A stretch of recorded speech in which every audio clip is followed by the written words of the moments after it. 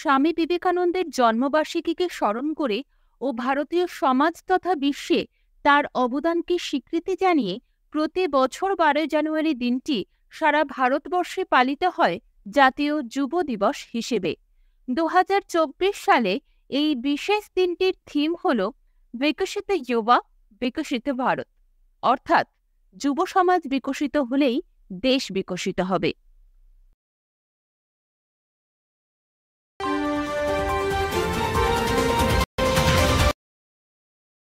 ভারতের একটি গুরুত্বপূর্ণ উদ্যোগ ন্যাশনাল রোড সেফটি উইক, যা প্রতি বছর 11 জানুয়ারি থেকে 17 জানুয়ারি পর্যন্ত পালিত হয়।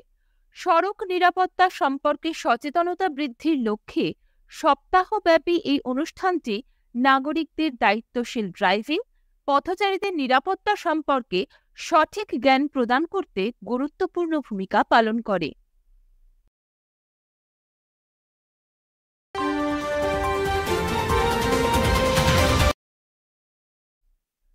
12 জানুয়ারি 2024 থেকে 16 জানুয়ারি 2024 পর্যন্ত মহারাষ্ট্রের নাসিকে 27তম জাতীয় যুব উৎসবের আয়োজন করা হয়েছে, যা স্বামী বিবেকানন্দের জন্মদিনে তার আদর্শ, বাণী ও সারা বিশ্বে তার অনবদ্য অবদানের প্রতি শ্রদ্ধা প্রদর্শন। প্রধানমন্ত্রী শ্রী নরেন্দ্র মোদী এই গুরুত্বপূর্ণ অনুষ্ঠানটির উদ্বোধন করেন, যার লক্ষ্য স্বাধীনতার 100তম বছরে অর্থাৎ 2047 সালের মধ্যে যুব শক্তিকে কাজে লাগিয়ে ভারতকে সারা বিশ্বে এক উন্নত জাতি হিসেবে গড়ে তোলা।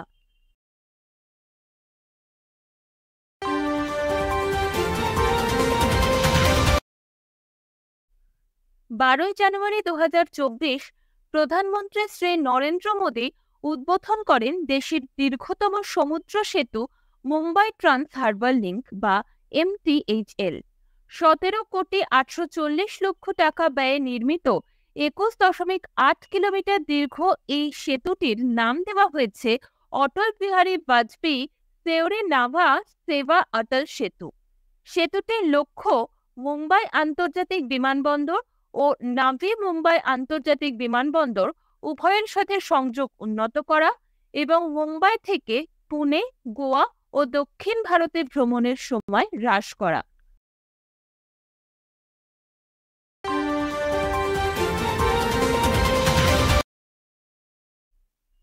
ওড়িশার মুখ্যমন্ত্রী নবীন পটনায়ক 9 জানুয়ারি 2024 রাজ্যের দক্ষিণ পশ্চিমাঞ্চলে মালকানগিরি বিমানবন্দরের উদ্বোধনের মাধ্যমে একটি উল্লেখযোগ্য মাইল ফলক অর্জন করেছেন। এই কৌশলগত উদ্যোগটি উপজাতি অধ্যুষিত অঞ্চলের সংযোগ বাড়াতে এবং উন্নয়নকে উৎসাহিত করতে ডিজাইন করা হয়েছে, যা এই এলাকার অগ্রগতিতে খুবই গুরুত্বপূর্ণ। বিমানবন্দরটিতে 1620 মিটার দীর্ঘ এবং 30 মিটার প্রশস্ত রানওয়ে রয়েছে।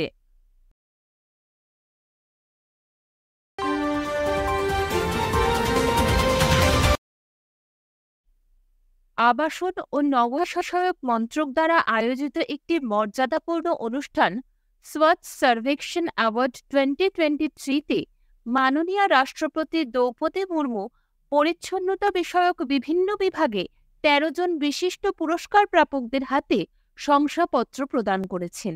একটানা 7মবারের জন্য ইন্দোর সবচেয়ে পরিচ্ছন্ন শহরের খেতাব অর্জন করেছে।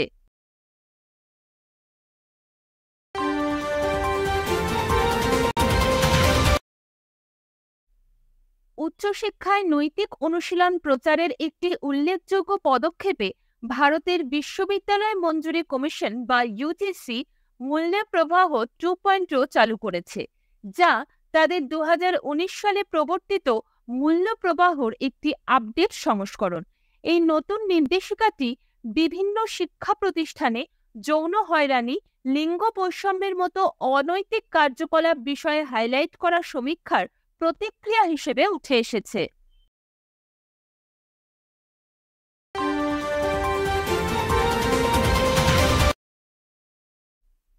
ভারতের তরুণ রেসলিং সেন্সেশন আমান সেহরাওয়াত জাগরেব ওপেন সিঙ্গল 2024-এ পুরুষদের 57 কেজি বিভাগে স্বর্ণপদক জিতে তাক লাগিয়ে দিয়েছেন।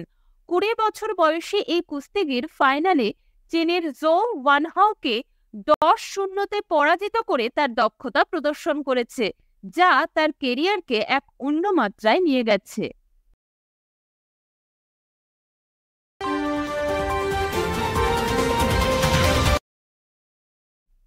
ইন্দোনেশিয়ার জাকার্তায় এশিয়ান শুটিং চ্যাম্পিয়নশিপ 2024-এ রেদন সাংওয়ান মহিলাদের 25 মিটার পিস্তল ইভেন্টে একটি ব্রোঞ্জ পদক অর্জন করে ভারতের জন্য প্যারিস 2024 অলিম্পিকের কোটা অর্জন করে, যেটি অলিম্পিকের জন্য ভারতের 16তম শুটিং কোটা।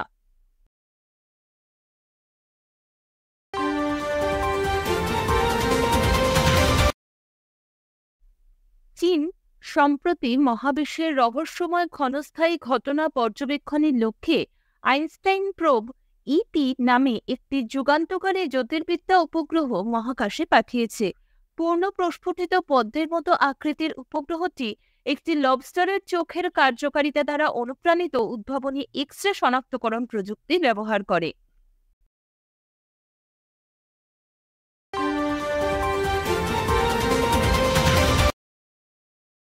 2025 সালের নবম এশিয়ান উইন্টার গেমসকে শীতকালীন ক্রীড়া ল্যান্ডস্কেপকে আলোকিত করার জন্য সেট করা হয়েছে। এটি তার কোর সিম্বল, স্লোগান, এমব্লেম এবং মাস্কটস প্রকাশের মাধ্যমে একটি এক্সাইটিং ফেজে প্রবেশ করেছে। The official slogan dream of winter love among Asia এশিয়ার দেশগুলির মধ্যে শীতকালীন খেলাধুলার আকাঙ্ক্ষা ও আবেগকে তুলে ধরে।